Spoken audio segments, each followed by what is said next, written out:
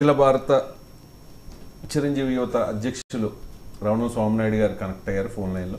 స్వామినాయుడు గారు నమస్కారం సార్. నమస్తే sir. Happy Ugadi sir. Ugadi శుభాకాంక్షలు సార్. నిజంగా మీరు విజయవాడలో ప్రేక్షకులందరికీ హ్యాపీ ఉగాది. మీరు గతంలో విజయవాడలో ఒక మెగా ఫ్యాన్స్ మీటింగ్ పెట్టారు, నాకు తెలిసి ఒక 2 years అవుతుంది అనుకుంటా. దానిలో మెగా ఫ్యాన్స్ అందరూ కూడా ఈసారి జనసేన పార్టీకి మద్దతు ఇవ్వాలని తీర్మానం కూడా చేశారు. అవును సార్. అక్కడ స్టెప్ పడింది, నాకున్న సమాచారం మేరకు అక్కడ స్టెప్ పడింది. మెగా ఫ్యాన్స్ అందరూ కూడా జనసేనకి టర్న్ అయ్యారు అప్పుడు చాలా మంది. Okay sir. రైట్. అండ్ మీరు పిఠాపురంలో కూడా, అంటే మీరు చిరంజీవి గారికి దగ్గరగా ఉంటారు, చిరంజీవి గారి తర్వాత పవన్ కళ్యాణ్ గారు కూడా మీకు కావాల్సిన వాళ్ళు కాబట్టి పిఠాపురంలో మీరు రీసెంట్గా ప్రచారం కూడా చేసి వచ్చారు అక్కడ. అవునండి. అవును. ఎలా ఉంది?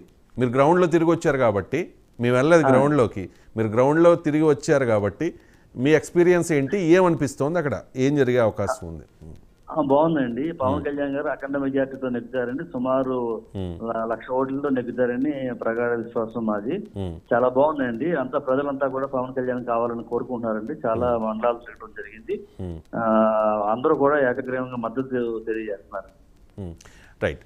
అంటే ఎవరు ఊహించని పరిణామం.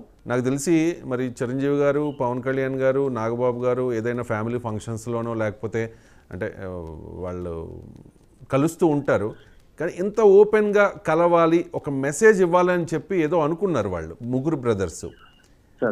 అందుకనే నిన్న పవన్ కళ్యాణ్ గారిని పిలిపించుకుని మరి విశ్వంబర షూటింగ్ దగ్గరికి పిలిపించుకుని మరి 5 crore చెక్ ఆయనకి ఇచ్చారు.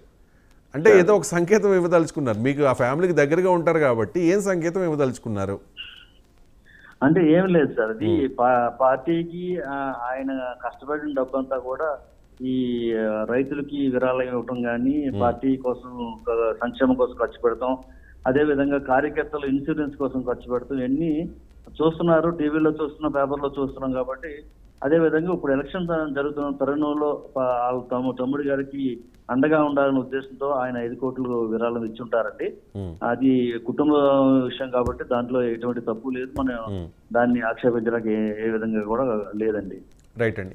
ఇది ఇక్కడతోనే ఆగిపోద్దా, ఇంకా ఏమన్నా కంటిన్యూ అవుతుందా స్టెప్ బై స్టెప్? ఎంతైనా కుటుంబం కదా సార్, కుటుంబం ఎప్పుడు కూడా అండగా ఉంటుంది కదా సార్, ఎప్పుడు కూడా కుటుంబం ఎప్పుడు అండగా ఉంటుంది. అదే విధంగా ఒక సినిమా హీరోగా మెగా హీరోలంతా మా హీరోలు, పవన్ కళ్యాణ్ గారు కూడా మా హీరో కాబట్టి మేము ఆయనకు మద్దతు తెలియజేస్తా ఉన్నామండి.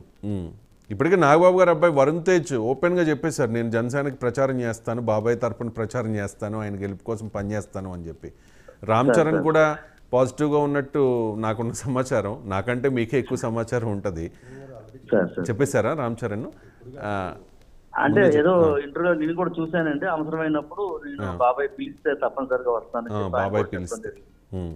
అవునండి. అవునండి. అండ్ మీరు మొత్తం మెగా ఫ్యాన్స్ అందరికీ అఖిల భారత మెగా ఫ్యాన్స్ అధ్యక్షులు కాబట్టి, చిరంజీవి యువత అధ్యక్షులు కాబట్టి, సో మెగా ఫ్యాన్స్లో ఎటువంటి టాక్ నడుస్తోంది సార్? ఈసారి ఖచ్చితంగా మనం గతంలో చిరంజీవి గారిని గెలిపించుకోలేకపోయాం, అంటే గెలిపించుకున్నారు బట్ ఆయన పార్టీని కంటిన్యూ చేయలేదు కాబట్టి ఆయన ఒక విఫలయత్నంగా మిగిలిపోయింది ప్రజారాజ్యం.